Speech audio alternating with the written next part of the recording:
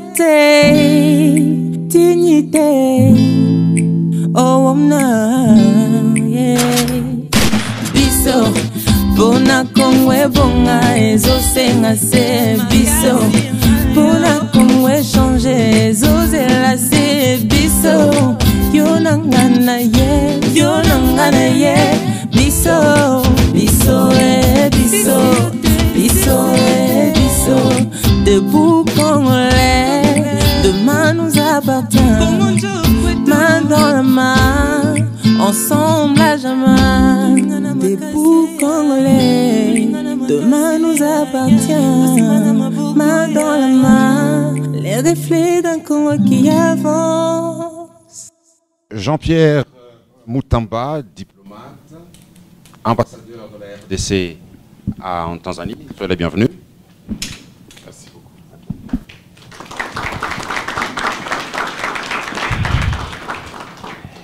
Et puis, il y a plusieurs années qu'il est ambassadeur de notre pays à Dar es Salaam, en Tanzanie.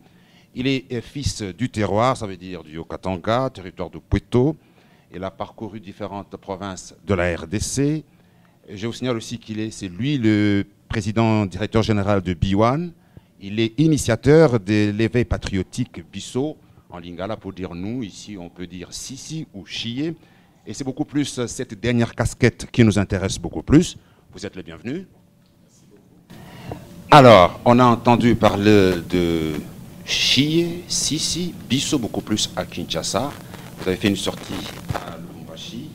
Mais c'est quoi exactement le Chié? Que recherchez-vous dans le Chié? Parce que ça fait quand même quelques années déjà que vous avez lancé dans cet éveil patriotique. Vous gagnez quoi?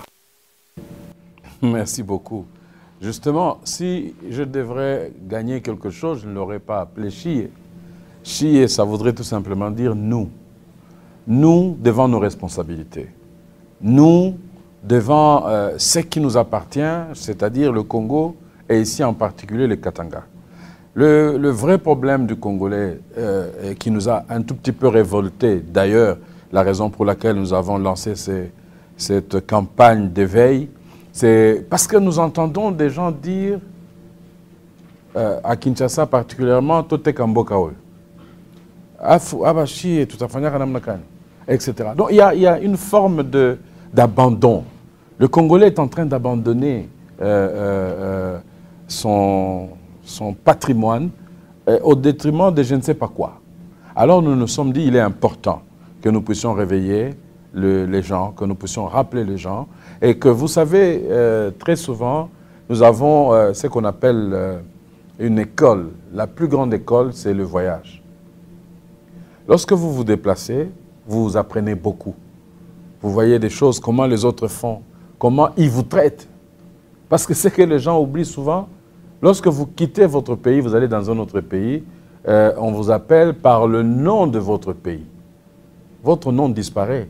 On commence à dire, ah, regardez les Congolais, regardez les Congolais, hein?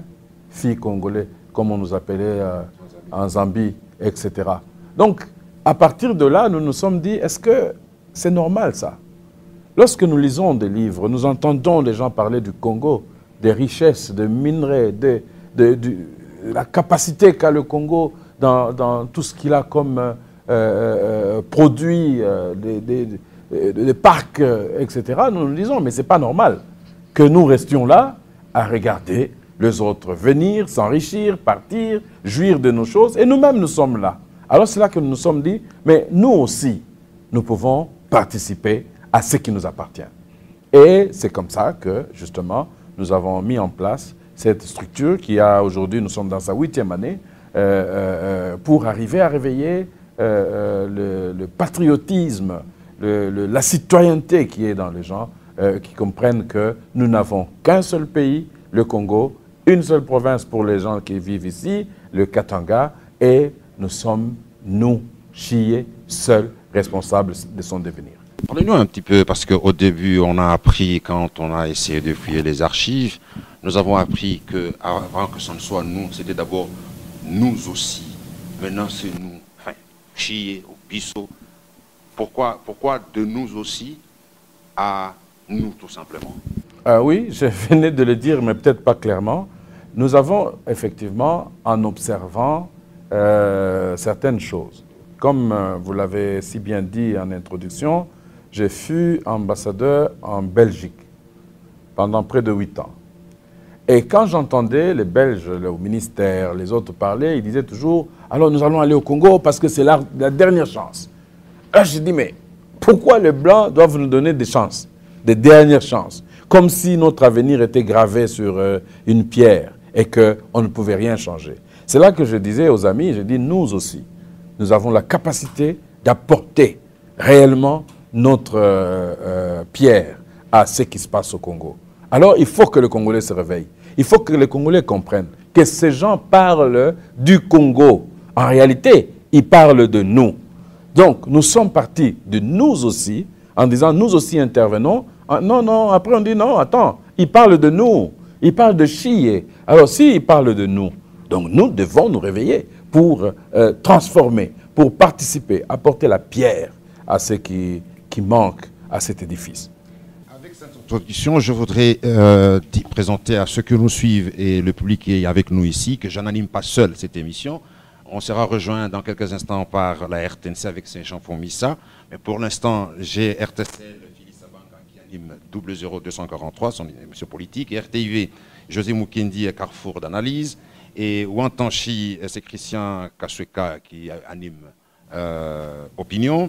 Malaika, Serge Moukadi avec Projecteur, Mwangaza, Shérif Kalassa, Point de vue, Héritage, Célestin Toumba, Divergence, Papi Nyangue du journal Écho du Congo, Sylvie Makolo, correspondante de Biwan, Dynamique, c'est avec VB et Kabambi. Voilà les gens avec qui nous allons échanger, avec qui vous allez échanger bien sûr. La parole, je la passe à Philippe Sabanga de RTCL. Merci beaucoup, monsieur l'ambassadeur. Vous êtes initiateur de la campagne de l'éveil patriotique, on l'a dit tout à l'heure, Bisso pour les lingalophones et Sisi pour les swahiliphones.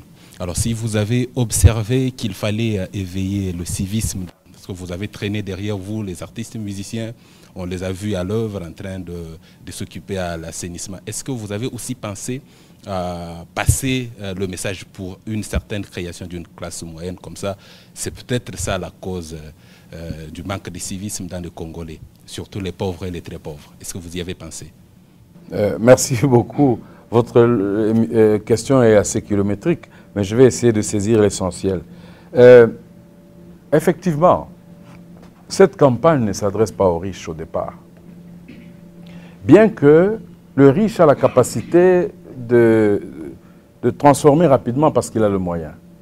Et ici au Congo, ce qui m'attriste personnellement, c'est que le niveau ou la dignité d'un homme dépend de la richesse qu'il a, alors que ça ne devrait pas être ça. Ça devrait dépendre de l'appartenance à son pays qui devait le refléter.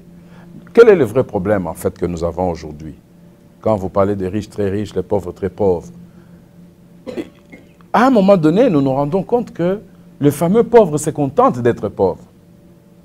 Moi, j'ai une déformation chrétienne qui me dit ceci: celui qui ne travaille pas ne mange pas. C'est pour ça que vous observerez que dans toutes les campagnes que nous faisons de Bisso, nous parlons beaucoup du travail. Mais le travail, c'est quoi? Je viens de trouver dans une pièce à côté des gens en train de fabriquer une tente, une paillote. Ils ont eu cette formation-là. Il y a des gens qui sont experts à faire les tresses. Elle peut te tresser pendant 3-4 minutes et la faire terminer. Et quand vous sortez, tout le monde vous pose la question, qui vous a tressé? En fait, qu'est-ce que je voudrais dire? Que même la personne qui a ciré mes chaussures aujourd'hui est une personne importante. Parce qu'il travaille. Dieu sait comment il récompense et aussi récompense son cœur. Parce qu'en réalité, c'est la satisfaction du cœur. Quand vous avez un travail, vous êtes content de votre travail. Même si vous touchez 100 $, Dieu va vous donner une paix qui va vous permettre de bien travailler. Mais lorsque vous êtes jaloux, envieux, vous n'êtes jamais content de ce que vous avez, ça crée un problème. Mais maintenant, c'est quoi le vrai problème? C'est le civisme. C'est qui le responsable? Le premier responsable, c'est vous, les journalistes. Qu'est-ce que vous dites aux gens? Comment les gens peuvent dire que là où ils sont, ils peuvent développer là où ils sont correctement pour se sentir fiers de là où ils sont. C'est le travail que maintenant nous sommes en train de faire, que nous voulons qu'ensemble nous puissions faire. C'est-à-dire amener les Congolais, amener le petit peuple, comme vous l'appelez, c'est un terme que je n'aime pas, à comprendre que là où il est, il peut faire quelque chose. Il peut transformer son environnement. Aujourd'hui, les fameux riches, très riches, dont vous faites allusion, regardez devant leur rue, dans leur rue, leur porte. Quand je viens de l'aéroport jusqu'ici au centre-ville, j'ai envie de pleurer. Et je vois des magasins à côté. Magasin voudrait dire qu'il y a un business qui se fait là. Mais ils sont incapables de nettoyer leurs devantures. Mais excusez-moi, monsieur l'ambassadeur, ce n'est pas à un agent de la SNCC, par exemple, qui a fait 200 mois en train de travailler sans toucher son salaire, à qui vous allez demander de travailler. Il va faire quoi? Parce qu'à la place de la sueur, il a sué le sang. Vous allez lui demander de travailler comment? En fait, il y a deux responsabilités ici. Il y a la responsabilité de l'État et la responsabilité individuelle. Nous nous attaquons d'abord à la responsabilité individuelle. Comment l'homme peut-il se débrouiller? Comment l'homme peut transformer son environnement, son quotidien et sa vie? Ça, vous savez, très souvent, on attaque le gouvernement pour rien. Je suis, comme monsieur m'a présenté tout à l'heure, ambassadeur. J'arrive dans un bureau pour prendre un document. Un bureau de l'État, s'il vous plaît. Je vais prendre un document et quand j'arrive dans ce bureau, le monsieur qui écrit, il est lent, après il me dit, vraiment, nous travaillons, et c'est son rôle. À la fin, il me dit, bon, Kanissa Labisso. Alors je dis, mais ça veut dire quoi? Non, Moussalo, il est qui m'a cassé. Alors je dis, bon, ok, et le gars a du travail, mais il trouve que ce travail-là est difficile, est dur. Donc il ne le fait pas avec joie, il ne le fait pas avec plaisir. Et c'est vrai que la chaîne va avoir tendance à tomber. Et malheureusement, aujourd'hui, nous observons que dans la plupart des cas, les gens font exactement la même chose. Quand ils ont du travail, ils ne sont pas contents de leur travail, et ils négligent, et puis la machine s'enroule, et à ce moment-là, on ne sait pas satisfaire tout le monde. Mais pourquoi vous avez dit tantôt que la responsabilité en partie revient aussi aux journalistes? Qu'est-ce que les journalistes devraient normalement faire? Leur travail, c'est-à-dire sensibiliser. Hein, la définition même de médias, de journaliste, c'est quoi son rôle? Quel est le rôle d'un journaliste? À part former, informer. Former, informer. C'est ça le rôle d'un journaliste. Alors, si le journaliste se contente des faits qu'on lui demande de faire, des choses de dire ce qu'on lui demande de dire, qu'il n'observe plus, qu'il ne voit plus, mais on voit pour lui, alors comment vous pensez que le reste de la population peut suivre?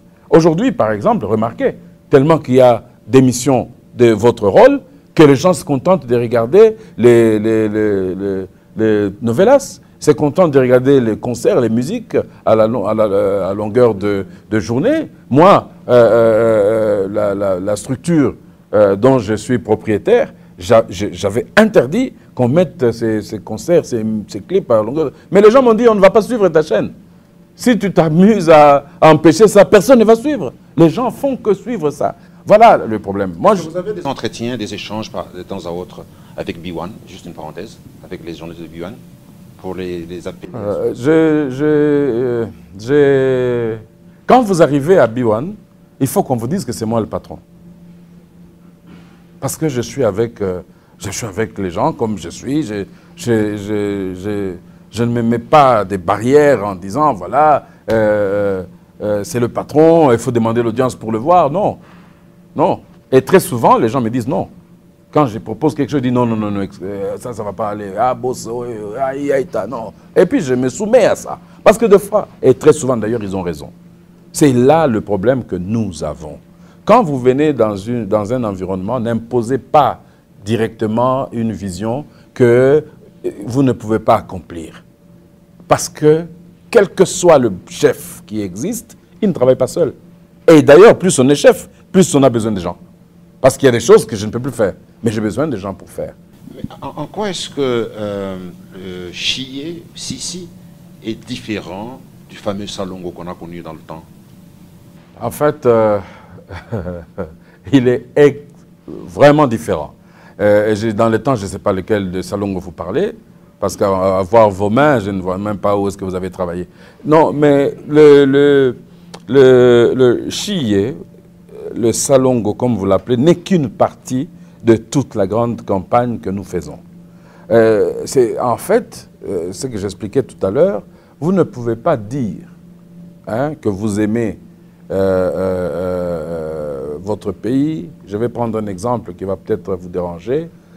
Aujourd'hui, c'est une journée pour certaines personnes qui a une signification. Chacun, un jour de la vie, soit un anniversaire, soit etc. Alors, vous dites à votre épouse que vous l'aimez, à votre femme que vous l'aimez, les jours de son anniversaire, ou le jour de certains Valentine's Day ou un truc comme ça, et vous lui donnez rien, vous lui offrez rien. Et puis, vous aussi, quand vous rentrez à la maison est comme d'habitude. Alors, la question est la suivante.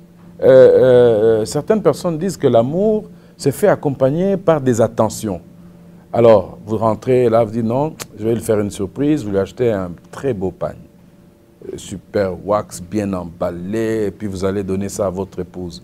Quand vous arrivez, vous la trouvez en train de préparer les kafunyanga pour vous. Alors il dit non, là, nous allons préparer, on va, ce qu'il aime vraiment. Elle transpire. Et vous lui donnez votre pagne, la blouse, elle la porte dans son état là. Qu'est-ce que vous allez faire? Comment vous allez vous sentir? Vexé parce qu'elle la porte sale. Voilà. Le fait qu'elle est sale, elle va salir l'habit ou le cadeau que vous lui avez donné. Donc ici aussi, il s'agit de l'amour que nous portons à notre province. Si on parle de Chiye et du Katanga. Par cet amour-là, je ne peux pas laisser la ville sale.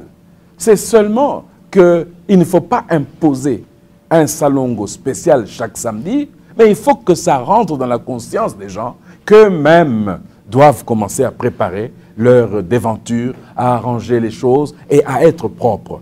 Et en étant propres, même quand les autres arrivent, les visiteurs, le voisin, etc., viennent s'installer chez vous, en voyant comment votre parcelle est propre, je ne pense pas qu'ils saliraient votre parcelle. Même pour jeter quelque chose, ils vont vous demander, est-ce qu'il y a une poubelle ici? Pourquoi? Parce qu'il verra déjà que là où vous êtes, c'est propre.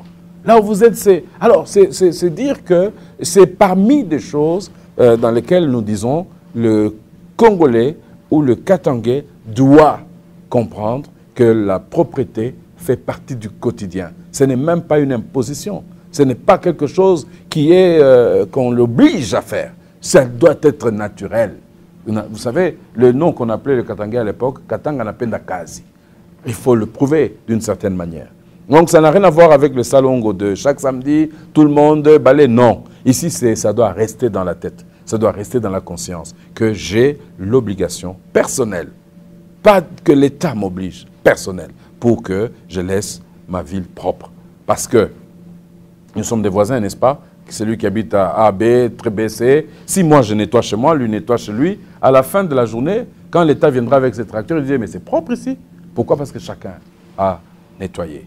Donc vous voyez qu'on gagnera plus et l'État ne va pas prendre le temps de sortir l'argent pour nettoyer à nouveau, mais il va se consacrer à autre chose. Par exemple, réhabiliter les rues, les nids de poules, les bouchers, etc. Et mettre les lumières, remplacer les ampoules, et vous serez dans un état qui va plaire. Et c'est pour ça que nous disons, Chiye, quelle est notre responsabilité par rapport à la province, par rapport au pays? Vous avez un discours qui n'est pas souvent entendu dans le chef des politiciens. Vous venez avec le civisme et vous abordez la population sur cet angle-là. Est-ce que vous pensez aujourd'hui que la population vous suit tel que vous étiez à Kinshasa, avec tout ce que vous avez entrepris comme activité à Kinshasa? Aujourd'hui, j'ai constaté même que certains candidats gouverneurs à Kinshasa se présentent pour la salubrité. Et pendant la campagne, j'ai vu que tout le monde, comme première action, c'était nettoyer dans la ville. Avec des t-shirts, de noms que je ne vais pas citer, tout le monde nettoyait et on doit venir filmer. Ah, ils sont en train de nettoyer. Et même, j'ai vu des images ici. Des gens, pour lancer leur campagne, il faut faire des nettoyages. Quand moi j'ai commencé ça, j'ai dit d'abord à l'équipe, j'ai dit, vous voyez, il semble qu'il y a une loi qui dit que chaque samedi, c'est le jour de Salongo, jusqu'à 11h. Alors nous n'allons pas faire dans la semaine, on va faire samedi. Comme ça, on n'a pas d'autorisation à demander. On va commencer à nettoyer. On a commencé à se mettre sur Delvaux, sur les avenues, et puis nettoyer, et puis après, etc. Donc, c'est quelque chose qui a la propreté et tout ce que je suis en train de dire a marqué. Vous savez, l'homme est fait pour le bien, contrairement à ce que les gens pensent. Quand on nettoie, les gens étaient contents. Mais ils attendaient qu'on vienne renettoyer encore la semaine d'après. C'est ça que donc on a dit, là on n'a pas encore réussi. Mais aujourd'hui, je pense que ça marche. Ça rentre dans la tête des gens. Maintenant, les gens commencent à même mettre ça comme sujet de campagne. La propriété, l'assainissement, etc. Et donc votre message a été entendu. VB Kabambi. Monsieur l'ambassadeur, tout à l'heure, en vous recevant, il vous a présenté comme fils du terroir. Et vous savez que depuis un certain temps, notre pays est en train de basculer vers le tribalisme. Est-ce que votre éveil patriotique touche aussi ces domaines-là? Nous commençons déjà d'abord par demander, quand je dis chier, mier, tu voyez, il y a quelque chose de très important là-dedans. Alors, je disais, je recommence pour que ça soit bien entendu, l'éveil patriotique commence par l'identité, l'appropriation de son moi, contribution au niveau de la nation. Donc aujourd'hui, je ne sais pas ce que ça veut dire. Quand je dis je suis de Puerto, est-ce que ça veut dire que je suis tribaliste? Est-ce que ça veut dire que je suis en train d'exclure les autres? Non, bien au contraire. C'est en sachant qui je suis que j'apprécierai qui vous êtes. Parce que si je ne sais pas même qui je suis moi, c'est là que nous aurons de Koulouna, de voyous, parce qu'ils ne vont rien respecter. Mais pourquoi ça doit revenir à chaque présentation? Parce que présentation de quoi? Lorsqu'on présente quelqu'un, ici chez nous, c'est fils du terroir. Ah oui, je vais vous répondre, C'est d'un certain tribalisme, parce que non. ça se répercute. Non, je comprends la pertinence de votre question, mais laissez-moi vous répondre. Je pense que parmi vous, à part le fait que certains connaissent mon nom ou mes biens, les gens parlent de Biwan, alors ils savent que Biwan m'appartient. Mais moi, on ne me connaît pas. C'est une façon aussi de me présenter. On peut dire je suis congolais et puis je ne donnerai pas mon nom non plus. Parce que si déjà je dis je suis Ngalamouloumé, je suis Moutamba, Lessa, je suis etc., à partir de là, il y a une identité. Ce qu'il ne faut pas confondre, mon cher ami, c'est l'attitude, le comportement des gens face à ces sujets que par rapport aux présentations. Parce que nous ne pouvons malheureusement pas déroger à ça.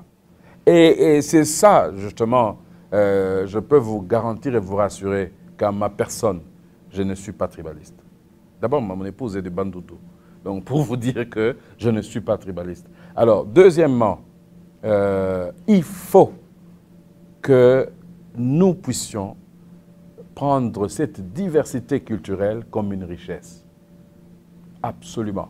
Si on n'arrive pas à prendre cette diversité culturelle comme une richesse, à ce moment-là, nous allons dans le tribalisme, comme vous dites. À l'époque de Mobutu, il y a eu un débat pour qu'on ne mette pas les ethnies sur leur carte d'identité. Mais on n'a pas pu, parce qu'on a finalement mis province, on n'a pas mis de quoi, mais on a mis quand même province. Donc on aurait dû aussi enlever et laisser que Congolais. Vous voyez? Donc il y a ce qu'on appelle les origines, les ressources, mais qui n'ont rien à voir avec le tribalisme. Le tribalisme, c'est dans le comportement des gens. Comment vous vous comportez, comment vous traitez les autres, comment vous voyez les autres. Aujourd'hui, effectivement, moi, je suis fier de dire je suis de Puerto, mais je suis aussi fier de dire à ma compagnie, j'ai quelqu'un de Kassenga, enfin, je sais pas, quelle autre province, etc. C'est très important, parce que nous ne pouvons pas transformer notre pays si nous ne nous acceptons pas. C'est ce qu'on appelle la tolérance, c'est ce qu'on appelle l'acceptation de l'autre, et que l'autre peut apporter quelque chose. Voilà. Y a-t-il des efforts à faire? Parce que cette carte tribale, elle se dessine chaque fois lorsqu'il y a des consultations électorales. C'est une carte qui se dessine. Vous ne trouvez pas qu'en menant un combat contre l'insalubrité, il faut absolument mener également un combat contre les tribalismes et faire comprendre aux gens que l'élection ne signifie pas choisir une personne issue de sa tribu? En tout cas, ce qui est vrai, ce qui est sûr, c'est que nous avons un travail à faire par rapport au découpage. On a fait un démembrement sans, comment on appelle ça, sans bien expliquer, sans sensibiliser. Ensuite, vous posez la question à quelqu'un qui a vécu en Belgique. En Belgique, il y a 2 communautés. En fait, il y en a 3, mais c'est 2 qui sont plus en vue. Et nous vivons ça. En Tanzanie, par exemple, où je suis maintenant, eux, c'est la religion. Il y a des musulmans, il y a des chrétiens. Et tout ce qu'ils font est fonction de ça. C'est-à-dire, quand le président, comme actuellement, le président est un catholique, la vice-présidente, qui est une dame, elle est musulmane. La dernière législature, c'était Kikwete, qui est musulman. Le vice-président, c'était un chrétien. Ils se sont entendus comme ça. En Belgique, pareil. Quand il y a un wallon dans tel secteur, il faut qu'il y ait un flamand dans l'autre secteur. Donc aujourd'hui, nous pouvons aussi faire un arrangement. Nous sommes combien de langues, combien de tribus ici, et il y a ce qu'on appelle des lois non écrites, où on peut dire, oui, bon, maintenant, c'est un de tel endroit et l'autre, c'est de tel endroit. Et Mobutu disait d'ailleurs, je parle beaucoup de Mobutu aujourd'hui, parce que justement, l'authenticité a un peu commencé avec lui. Et il disait, si vous êtes ministre et que vous êtes du Katanga, votre directeur de cabinet doit venir d'ailleurs. Parce que justement, l'institution que vous dirigez est une institution nationale. On ne peut pas omettre ça, mon cher ami. On ne peut pas dire aujourd'hui, non, il faut oublier, parce que c'est les élections, n'importe qui peut faire n'importe quoi. Non, mais c'est la manière de le faire, ou de le dire, qui va nous amener à nous dire, voilà, comment nous allons, est-ce que nous gérons comment, et compagnie. Quand on fait un démembrement, ça je vais vous le dire franchement, on fait un démembrement, on dit, voilà, il y a autant de provinces. Il y aura autant de sénateurs du Haut-Katanga, autant de sénateurs du Lualaba, du Kasaï, etc. Mais quand on fait les élections, on se rend compte qu'au Katanga, il n'y a aucun sénateur du Haut-Katanga. Bon, maintenant, c'est seulement l'appartenance de vivre ici ou quoi? C'est tout ça que le démembrement que nous avons devait traiter avant qu'on y arrive. Donc, il y a des verrous qui devaient être faits. Hein, qu'on dit, voilà, là, c'est ça. Maintenant, il y a des arrangements internes entre les communautés. Et ça, nous n'y pouvons rien. Pour l'instant, je pense que le travail qui doit être fait, c'est d'abord que nous nous réunissons, que nous transformons notre province, que nous faisons le travail. Et au fur et à mesure, nous allons voir comment arriver à régler ces problèmes-là. Le problème tribal, qui est pour moi un faux problème, parce que nous sommes tous frères. Chérif Kalassa, avec Mwagaza, une question. Monsieur l'ambassadeur, vous avez longtemps vécu en Belgique et en Tanzanie. Nous savons que dans ce pays, nous avons des cerveaux qui ont quitté notre Vous parlez de quel pays? Le Congo ou Belgique ou Tanzanie? Tanzanie, où Okay. vous avez vécu.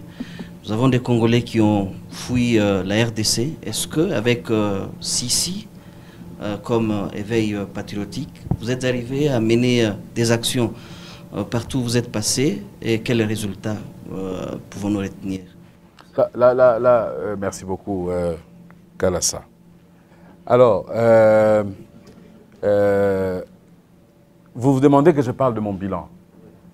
Oui. Et je suis très fier aujourd'hui d'avoir bousculé les gens. Moi, j'étais en Belgique en 2001, s'il vous plaît, jusqu'en 2009. Et j'ai des jeunes que j'ai poussés à rentrer au Congo qui ne pouvaient pas imaginer qu'ils pouvaient rentrer à ce moment-là. Chaque jour, quand à l'ambassade, je recevais les gens ou je parlais des gens, ce que je suis en train de faire maintenant, c'est quelque chose qui est en moi, c'est dans l'âme. Ce n'est pas une casquette que je porte, parce que je pense sérieusement que vous êtes responsable de votre pays. Moi, je n'ai pas fait l'université en Europe, je n'ai pas fait les instituts supérieurs en Europe, j'ai vécu au Congo et je suis allé en Europe me promener et puis comme responsable, donc ambassadeur. Mais je ne suis pas complexé. Non. Et j'essaye de transférer ces manques de complexe à mes frères qui sont à l'extérieur. Vous savez que quand vous êtes en Europe, vous êtes plafonné. Vous êtes plafonné. Donc il y a des postes que vous ne pouvez pas atteindre. Quand vous êtes noir, vous avez des niveaux où vous ne pouvez pas atteindre. Mais chez nous, dans notre pays ici, il y a tout à faire. Tout est à faire. Même pas à refaire, parce qu'il n'y a même rien. Tout est à faire. Alors je disais à mes amis, à mes compatriotes, je dis, rentrez au Congo, il y a des choses à faire. Et je peux vous avouer qu'aujourd'hui, j'ai des gens qui sont rentrés et qui ont des postes extraordinaires et qui ont fait des choses extraordinaires. Pas par illustration.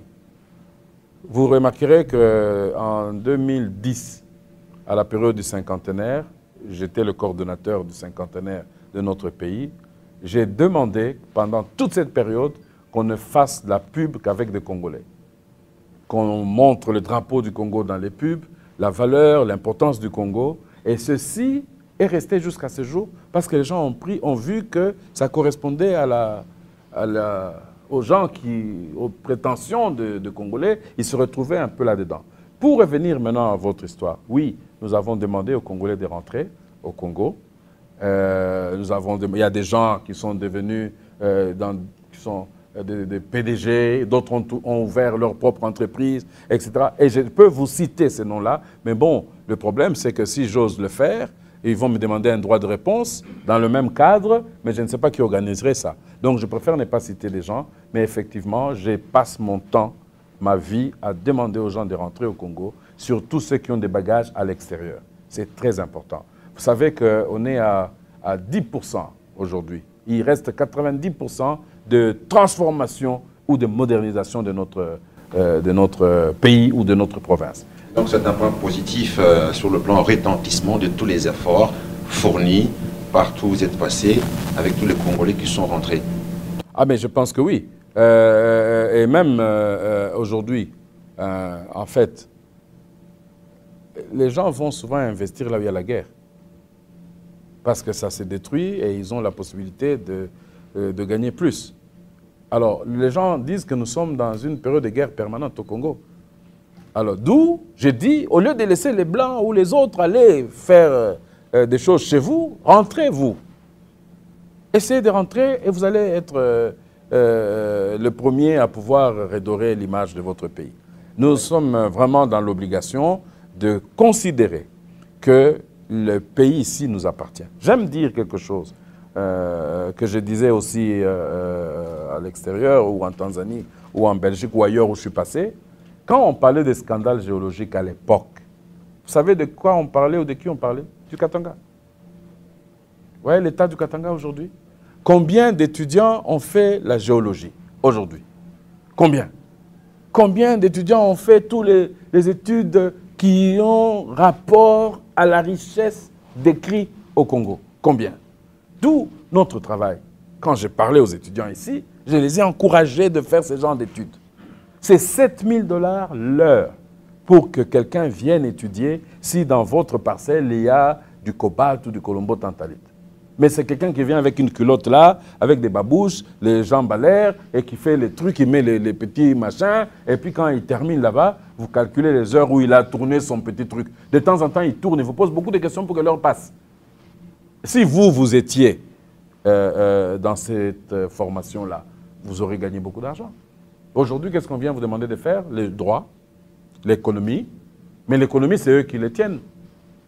Donc, il faut que les Congolais se réveillent, que les Katangais se réveillent, que nous puissions faire des études qui vont permettre que nous soyons importants dans notre pays. C'est ça le problème de l'éveil. Quand on dit éveil, ça ne veut pas dire que le matin, pap, on se met là, on dit on commence à vous donner 10 francs chacun. Non. Ça veut dire qu'il faut regarder quels sont les intérêts, quelles sont les richesses que nous avons, qu'est-ce que nous avons. Même aujourd'hui, les guides touristiques. Est-ce que quelqu'un peut m'expliquer le feuille a commencé à quelle période? La chute de ça, c'est tout ça que nous manquons parce que nous voulons attendre que les autres viennent travailler à notre place. Et ça n'a pas commencé aujourd'hui. Vous le savez. Quand on a commencé avec la Gécamine, on s'est dit, si on met les Katangais ici faire ça, ils vont se révolter très vite. Ou ils vont réclamer les choses, etc. On nous a presque mis de côté. Et qu'est-ce qu'on a fait? On a amené les Burundais, on a amené les Rwandais, on a amené les Bakongo, on a amené les gens du Kasaï, on a amené ceci, etc. À qui on a donné du travail. Et quand la convention collective est arrivée, on a donné des avantages aux travailleurs et à leurs enfants, c'est eux qui ont bénéficié. Mais ça n'empêche qu'aujourd'hui, le Katanga regorge encore des minerais et des richesses. On a encore du tourisme, on a beaucoup de choses à faire ici. Alors il faut que les gens se réveillent. Il faut que les gens comprennent que ce n'est personne qui viendra travailler pour nous. Nous devons le faire nous-mêmes. Alors l'identité, le tribalisme, etc. Donc aujourd'hui, nous arrivons dans une situation où j'apporterai quelque chose à l'assiette du Congo. Le Katanga, qu'est-ce que vous avez? Nous sortons avec le tourisme, nous sortons avec l'agriculture, nous sortons avec ceci. Il y a quelqu'un qui m'a amusé tout à l'heure, qui parlait d'Mpiodi. Est-ce qu'ici, au Katanga, le Katanga que moi je connais, on pouvait même manger l'impioti? Même le poulet mort, là, le poulet, comment on appelle ça? Oui, oui. Et voilà, les choses comme ça. Est-ce qu'on mangeait ça ici? C'est des choses qu'on ne pouvait pas manger. Nous, on nous amenait du lait frais chaque matin devant la porte. Le beurre, on l'achetait ici. Alors, donc, c'est pour ça que je dis, rappelons-nous ce qu'était le Katanga, rappelons-nous ce qu'était, même les communautés qui sont venues vivre ici parce qu'ils ont aimé le Katanga. Mais, écoutez, ils ont vécu le Katanga. Aujourd'hui, comment nous pouvons, nous, notre génération, nos parents sont partis.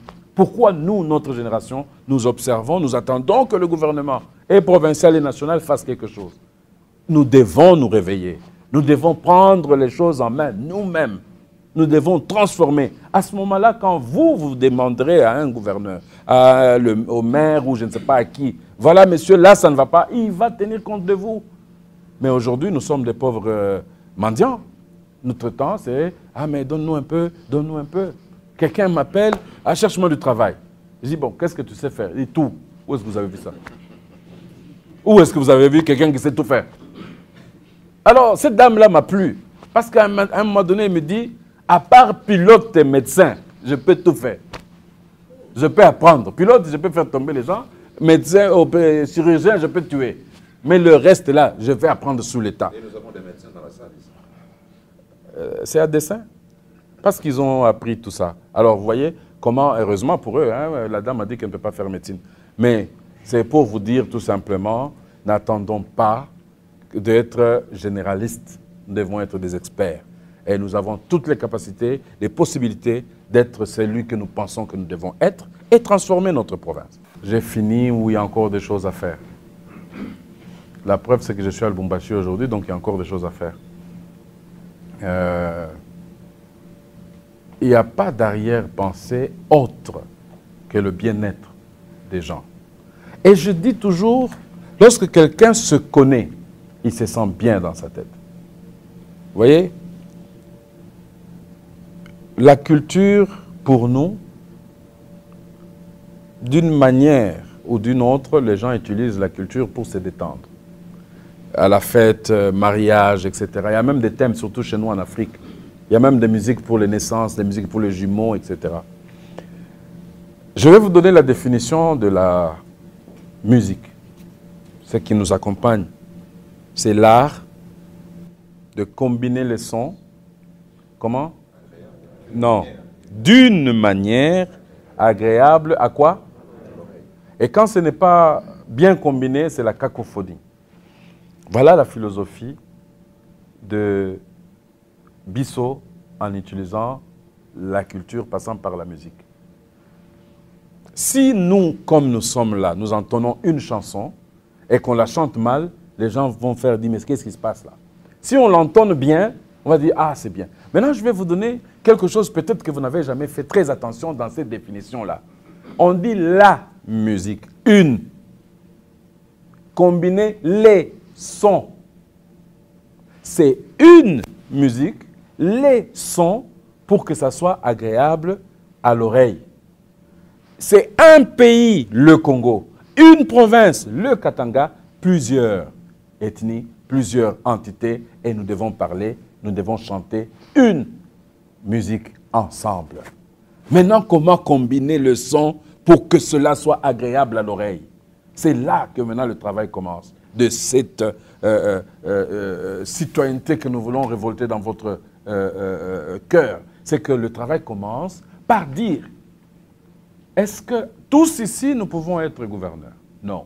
Est-ce que tous ici nous pouvons être bourgmestres? Non. Donc il faut qu'il y ait une personne. Pour arriver à avoir une personne, c'est qu'il faut qu'on s'accorde, qu'on s'entende, qu'on se comprenne, qu'on s'accepte. Et ensemble, maintenant, nous disons, moi, ça sera le sol, vous, ça sera le fa, lui, ça sera le dièse, etc. Et qu'ensemble, nous sortons une musique agréable à l'oreille. Mais cette musique-là, on l'entend de diverses manières. Et le Congo devrait chanter d'une manière agréable à l'oreille. Donc, la culture, pour moi, la musique, pour moi, c'est important pour faire une forme d'éducation. Oui, la structure, que ce soit B1, que ce soit tout ce que j'ai fait, est sans couleur.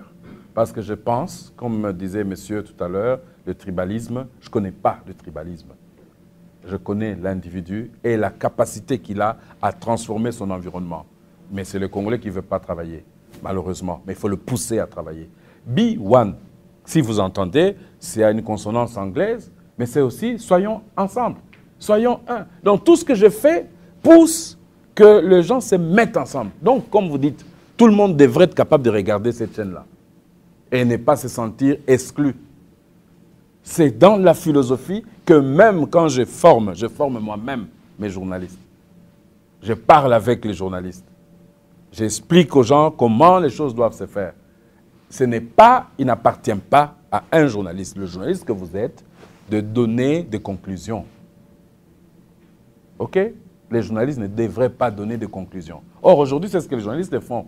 Ils commencent avec des préjugés. L'avantage, c'est qu'aujourd'hui, quand on fait arrêter un journaliste parce qu'il a dit quelque chose de mauvais, c'est devenu un prisonnier politique. Vous voyez? En Europe, ose même sur Internet, hein, WhatsApp aujourd'hui, mais on vous insulte à longueur de journée et on ne vous fait rien. Des fois, les gens signent même leur propre nom. Est-ce qu'un modèle à suivre? Pardon? Est-ce un modèle à suivre? Ben, je le combats. Je le combats. Absolument. Mais tout ce que j'aimerais vous dire, c'est qu'il y a l'ignorance. L'ignorance, ça peut être sujet parce que les gens n'ont pas été bien éduqués ou n'ont pas eu une bonne formation ou parce qu'ils se sont abandonnés à eux-mêmes. Voilà pourquoi je disais que les journalistes, vous avez une grande responsabilité. La responsabilité que vous avez, c'est de donner l'information, c'est de donner la formation. Ça fait partie des 2 points sur la définition d'un journaliste que je retiens. Il faut absolument que vous réussissiez à inculquer dans vos lecteurs ou dans vos auditeurs ou dans vos téléspectateurs les qualités d'un homme modèle. Un homme capable d'être fier de se tenir, de dire « je suis congolais, je suis katangais, je suis, je ne sais pas, quinois ou je suis, je ne sais pas ». Avec comme conclusion pour l'amour de son pays. Et le problème, c'est que viendra un jour où on va dire « amenez vos contributions ». Alors, vous amenez quelle contribution? Vous allez amener, tel va amener quelle contribution pour qu'on mette là-bas, qu'on avance. Voilà, aujourd'hui, les mines sont en train de fermer, les Boss Mining ferment, les ceci ferment, etc. Et qu'est-ce que nous faisons? Nous pleurons. On aurait dû s'entendre. OK, ça ferme, récupérons. C'est à nous, c'est chez nous. Bon, maintenant, si eux ne veulent pas, il y a des gens qui veulent, etc. Mais ça, il faut d'abord que vous connaissiez ce que vous avez. Voilà là où intervient encore Chiyé, Bisso. Qu'est-ce que nous avons et ce que nous avons, qu'est-ce que nous pouvons en faire? Parce que si aujourd'hui vous ne savez pas les minerais que vous avez, est-ce que vous savez que nous sommes au courant du Colombo-Tantalite parce qu'il y avait une guerre à l'Est? Vous imaginez? Est-ce que vous êtes au courant que nous avons su qu'il y avait des minerais à Kasenga parce qu'il y a eu une attaque à Kasenga, etc. C'est à chaque fois qu'on nous attaque qu'on apprend quelque chose. Et il y a des gens ici qui ont entendu le nom de Haru parce qu'il y a eu des Nalou, Adef, et c'est RFI, c'est je ne sais pas quelle chaîne qui en parle. Ce n'est même pas nous-mêmes. Voilà où je vous disais, pourquoi nous ne pouvons pas développer les gens qui peuvent vous expliquer le tourisme, hein, les N'Djamena ici. Vous savez, il y a des genres de palmiers qu'il y avait avec de gros fruits qu'on ne mangeait même pas, qui sentaient fort comme ça. Comment ça s'appelait encore?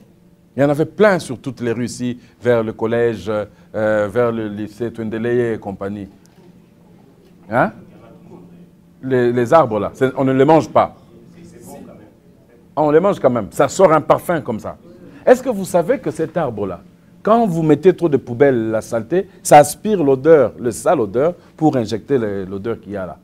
Mais pourquoi on les avait plantés là? Parce qu'il y avait des égouts de l'autre côté, il y avait la petite rivière qui était de l'autre côté. Donc le monsieur qui a mis ça en fonction de ça. À nous maintenant de réfléchir. Comment nous allons faire pour arranger, garder propre, moderniser notre province. C'est ça le travail de Bisso, en fait, de Chiyé. C'est pour vous amener à vous dire, n'attendez pas que quelqu'un vienne vous faire la propriété, nettoyer devant votre maison, être fier de vous-même. La fierté, c'est très important. Et nous avons de quoi être fiers. Puisque vous parlez de l'arbre, Et quand on analyse Chié, on trouve que Chié ne s'investit pas seulement dans la lutte contre l'insalubrité, mais Chié s'investit aussi dans la lutte contre le dérèglement climatique. On vous a vu planter des arbres à Kinshasa. Est-ce que vous avez un projet pareil pour Lubumbashi? Oh, Lubumbashi. Vous voulez dire le Katanga. Vous savez, les flamboyants. J'ai toujours mes vieux rêves qui me bercent quand je viens à Lubumbashi. Je pense que c'est pareil pour tout le monde. Quand vous avez été quelque part, trop jeune, on nous a déracinés, on est parti, on revenait de temps en temps. Donc je voyais les fleurs rouges, etc. Et quand je reviens, je ne vois pas toutes ces histoires-là. Des fois, ça me fait mal. Je me dis, mais pourquoi on ne peut pas refaire ça, etc.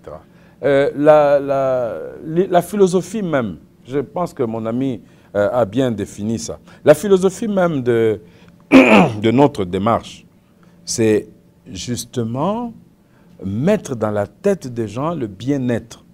Il y a des choses que vous ne connaissez pas parce que ce n'est pas à la portée de tout le monde, comme cette histoire d'environnement. Quand les gens parlent tout le temps de dérèglement climatique, etc. Vous savez que normalement, on devait avoir une petite saison sèche en janvier ici. Vous le savez au moins.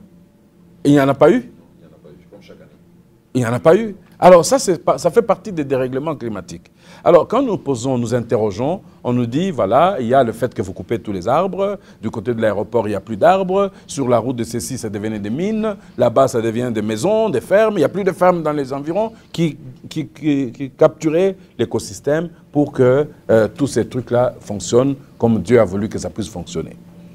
D'où c'est un travail qui est primordial dans l'initiative que nous avons, c'est de montrer aux gens que l'environnement doit être respecté.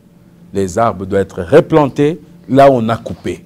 Quand on coupe là pour une raison ou une autre, parce qu'il y a des arbres qui vieillissent, on ne peut pas non plus empêcher à un État de faire le travail, parce qu'après, ça va tomber sur les maisons, sur les voitures, etc. Et ça vous crée des problèmes. D'où, si vous coupez, remplacez.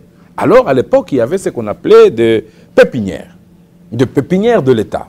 Quand dans ces pépinières-là, on compte le nombre de flamboyants qu'il y a sur la ville, on prépare déjà le petit flamboyant pour que quand ça ne va pas là-bas, on va les dessoucher, on en met un qui commence à pousser, on saute par intervalle, etc. C'est tout ça que nous voulons apprendre aux gens à faire. Hein? C'est un plan général en fait. On ne peut pas commencer aujourd'hui à couper et aller maintenant mettre les graines pour... Il faut avoir déjà dans la tête que quand ça va tomber, on va remplacer par ceci. Mais justement, ma préoccupation, c'est de savoir, et j'ai posé encore cette question au début, dans tout ce que vous faites, sur le plan retentissement, vous avez dit, oui, il y a quand même du répondant, vous trouvez que ça avance. Mais vous savez que sans la politique, s'il n'y a pas de volonté politique qui accompagnerait votre vision, et ça va foirer un jour. Est-ce que vous êtes appuyé politiquement? Est-ce qu'on vous soutient politiquement par la République pour vous accompagner afin que cette idée puisse germer et que tout le monde puisse en approprier? Nous sommes à la 8e année. Cette année-ci, c'est la 8e année. Ma guerre à moi, qui va continuer, même si un jour j'occupe une fonction qui peut me permettre de me positionner à l'envers que de ce que vous êtes en train de faire aujourd'hui, ma guerre à moi, c'est que les Congolais doivent comprendre que ça ne dépend pas de leur ministre, leur chef d'État pour que les choses changent. À partir du moment où vous allez demander à 70 personnes de s'occuper de votre vie, vous êtes foutus. Nous sommes à combien? On dit 80 millions de Congolais. Il n'y a que 80 ministres ou 60 ministres. Si je compte avec toutes les provinces, les 10 fois autant, on en arrive à 300. Que beaucoup de gens ne comptent pas. On est à près de 300 ministres dans ce pays. Alors, 300 ministres sur 80 millions, ils vont faire quoi? C'est pour ça qu'il faut que vous soyez autonome. C'est pour ça qu'il faut pousser aux gens à la formation. C'est pour ça que les gens doivent travailler. Quand vous travaillez, vous n'avez pas besoin d'un ministre. Quand je vais, moi, faire ma maison, je n'ai pas besoin d'aller voir le président pour que je construise ma maison, etc. Quand je dois faire mon champ de maïs, là, je n'ai pas besoin d'aller voir le gouverneur pour ça. Les gens doivent être autonomes. Les gens doivent comprendre ça. Que si nous voulons que notre pays se développe, que chacun joue sa partition, le dièse, le machin, etc. Oui, mais avec cette idée, vous ne pensez pas que ça peut être impulsé si vous aviez le poste d'un ministre ou bien d'un gouverneur, par exemple, pour le Katanga? C'est une question que je vous pose. Écoutez. Pourquoi on n'avez pas voulu postuler comme gouverneur? Écoutez, oui, ça peut aider. Faudra-t-il encore que vous compreniez? Parce qu'aujourd'hui, je suis un individu, je vous parle, on est collègues. Mais lorsque je serai ou gouverneur ou ministre, quoi que je viendrai vous dire ça, vous allez dire, il dit ça parce qu'il est, n'est-ce pas? Je préfère commencer maintenant à vous dire que oui, je peux impulser, je peux faire ce travail-là. Mais maintenant, je me dis, c'est quand même de la responsabilité de chacun ici de pouvoir s'engager dans ce qu'il sait faire. Mais vous n'avez pas répondu à ma question, pourquoi vous n'avez pas voulu postuler comme gouverneur? Ce n'est pas un problème de volonté, c'est un problème d'opportunité. C'est-à-dire? C'est un problème d'opportunité. Est-ce qu'aujourd'hui, c'était opportun? Oui. Parce que le temps avance, le temps passe, mais il y a une structure, il y a une organisation. Vous ne pouvez pas seulement vous quitter là-bas et dire non, je deviens gouverneur. Si les gens qui doivent vous pousser à l'être disent non, non, nous on ne pense pas que tu es apte de le faire et de toute façon on ne te connaît pas du tout, etc., etc. Donc laisse un peu les gens qui sont professionnels, ceux qui ont de la chose faire. Moi je dis très bien, continuez. Nous continuons à nous battre pour que les gens comprennent que les choses doivent changer avec ou sans, être ou ne pas être. Mieux serait d'être. José Mukendi, RDIV. Monsieur l'ambassadeur, je voudrais vous poser une question rapidement puisque le temps me fait défaut. Vous avez parlé de la campagne d'éveil patriotique.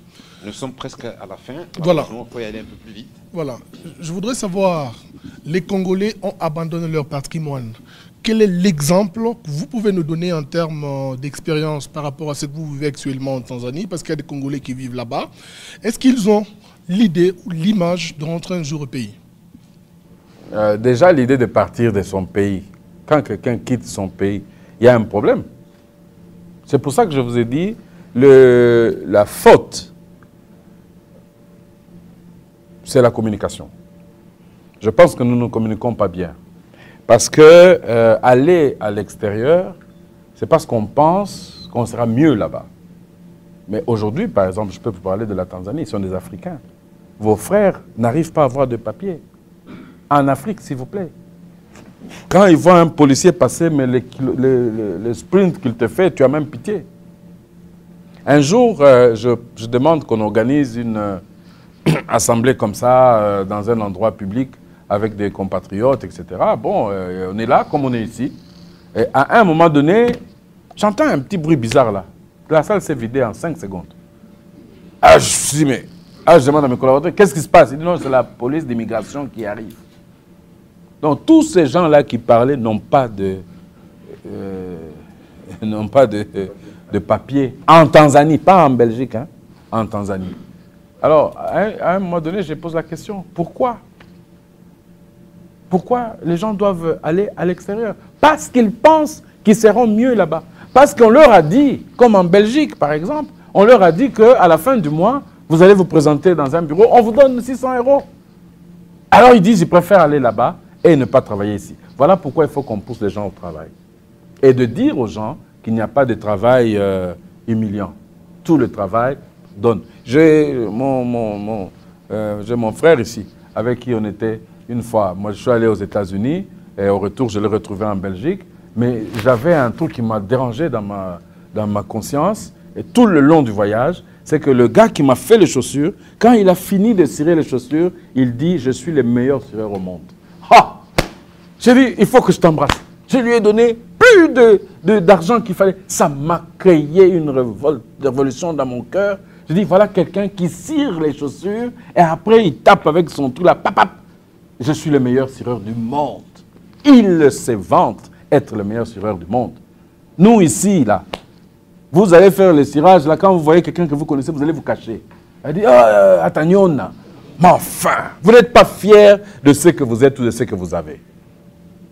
J'ai un petit Congolais, là, que j'ai engagé à Dar es Salaam. Il dit, bon, il va faire surveillant. Et puis, il y a eu un problème, j'ai dit qu'il remplace la nuit. Il a fouillé, il a dit, non, chez moi, on ne sait pas que je suis surveillant. Chez moi, on pense que je travaille au bureau. Donc, quand on a mis les uniformes, il n'a pas voulu porter les uniformes. Parce que pour lui, si sa femme ou ses amis passaient, on va lui trouver un uniforme de gardinage. Il va dire non, il va savoir. Voilà comment nous ne sommes pas fiers de ce que nous sommes. Nous ne sommes pas fiers de ce que nous avons. Et nous ne sommes pas fiers de ce que nous faisons. À ce moment-là, on change comment? La vie. Chier, par définition, c'est nous. Qu'est-ce que nous pouvons faire? En fait, On regardera le Congo à travers les actions que nous aurons posées. On regardera le Katanga par rapport à ce que nous aurons fait comme acte. Comme je vous disais tout à l'heure, je pense que la craintivité dépasse mes entendements et que je dis toujours, c'est lui qui ne travaille pas, ne mange pas, c'est la Bible qui le dit. Dieu qui nous a créés. Que les gens attendent trop, aient les mains tendues, c'est nous qui allons transformer les choses. C'est nous qui devons transformer les choses. Ayant étudié ou pas, Dieu nous a donné la force, la main, les pieds, etc. pour faire quelque chose. Aujourd'hui, j'ai trouvé des tableaux que j'ai beaucoup aimés là-bas. Et le gars qui a fait le tableau n'a pas été à l'académie pour le faire. C'est quelqu'un qui a le don, qui a développé le don. Donc voilà pourquoi je voudrais que vous puissiez vous mettre dans la tête que rien ne changera le Congo, rien ne changera le Katanga que vous, que nous, que Chiyé. Alors, si nous nous mettons ensemble en nous disant que nous sommes ensemble pour une transformation, je crois qu'on a gagné d'avance. On a fait la moitié du chemin. Merci beaucoup. Je rappelle aux téléspectateurs et même aux auditeurs, parce qu'on utilisera Jean-Pierre Moutamba, qui est notre ambassadeur à Dar es Salaam en Tanzanie. Mais ici, c'est sa casquette de l'initiateur de Chiyé pour l'éveil patriotique. À ce titre-là, nous l'avons reçu. Et nous pensons qu'on ne va pas transformer ses propos. Merci et bonne soirée chez vous. Fierté, dignité, oh yeah.